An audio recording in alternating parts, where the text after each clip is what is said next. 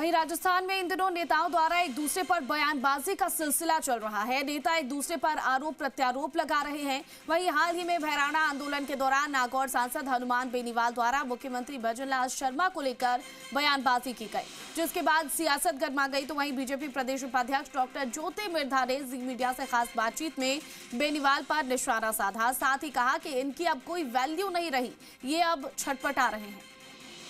राजस्थान में इन दिनों नेताओं में बयानबाजी का दौर चल रहा है और अभी हाल ही में भैराना में हुए अभियान जो आंदोलन के दौरान हनुमान बेनीवाल द्वारा एक बयान दिया गया था सीएम को लेकर, उसको लेकर सियासत है वो पूरी तरह से गर्मा चुकी है। हमारे साथ बातचीत करने के लिए मौजूद है डॉक्टर ज्योति मिर्धा। मैम, जिस प्रकार सीएम को लेकर एक बयान भैराना में जारी हुआ था, उसको लेकर क्या कहना चाहोगे?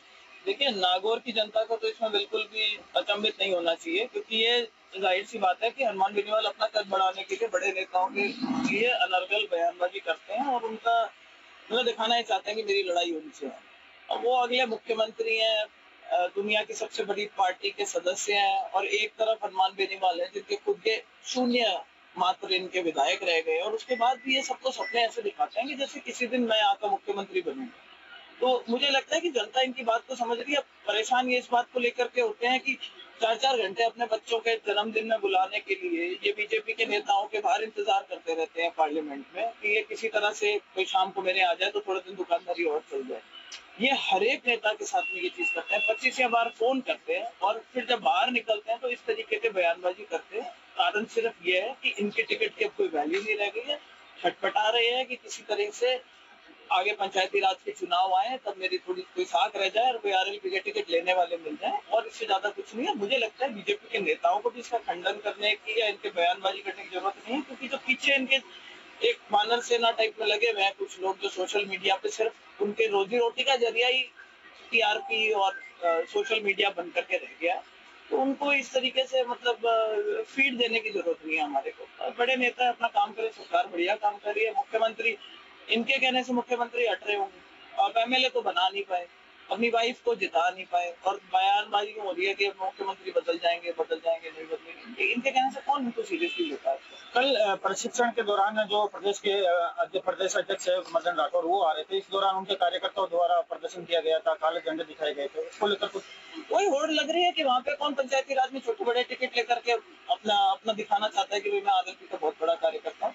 और ये मेरे ख्याल से बहुत ही गलत तरीके की परिपाटी शुरू कर रहे हैं, और जिस चीज को इनको हाईलाइट करना चाह रहे हैं वो ये करना चाह रहे हैं कि भाई हम मदन राठौड़ जी ने बहुत ही सभ्य शब्दों में अपनी बात को सामने रखा था, और उनके ऊपर इस तरीके के अनर्गल टिप्पणियां करना, वो तो मतलब सीधे सरल से आदमी है। उनके बच्चे की शादी थी, उस टाइम पर भी इनको बुलाया गया था। अगर आज आपकी ये भावना है उनके प्रति, तो आप ठेठ वहाँ पे गोते खाते में उनके ब्याह के अंदर क्यों गए थे और वहाँ भोजन करके आए और कोर्ट में लगाई और सोशल मीडिया पे चढ़ाई?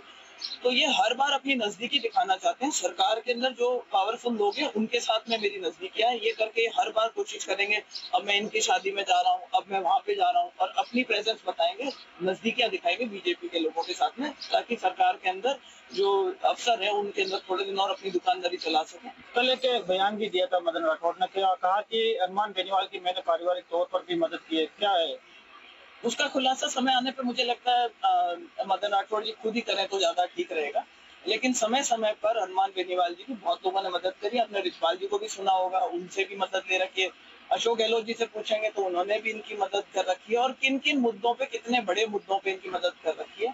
पर ये क्या कुछ वो एक भस्मासुर योग होता है। मुझे लगता है कि इस तरीके से ग्रसित है कि जो इनकी मदद करता है ये उन्हीं को वापस पटके भरने के लिए आते हैं, और ऐसा कोई सगा नहीं जिसको इनसे ठगा नहीं। एक राज्यसभा में आपका नाम भी सबसे आगे चल रहा है, क्या है? देखिए, ये पार्टी की अपनी बातें हैं, इसके बस बीजेपी में क्या हो रहा होता है अंदर अंदरूनी बातें बाहर आती नहीं है। अपने हिसाब से, समाज के हिसाब से या लीडरशिप के हिसाब से जो भी अच्छा फैसला करेगी पार्टी करेगी। जो जिम्मेदारी देखी हम तो हमारे निभाने को तैयार हैं। तो ये थे हमारे साथ डॉक्टर ज्योति मिर्धा, जिन्होंने खासतौर पर कहा कि जो पार्टी उन्हें जिम्मेदारी देगी वो निभाएगी। जी मीडिया नागौर।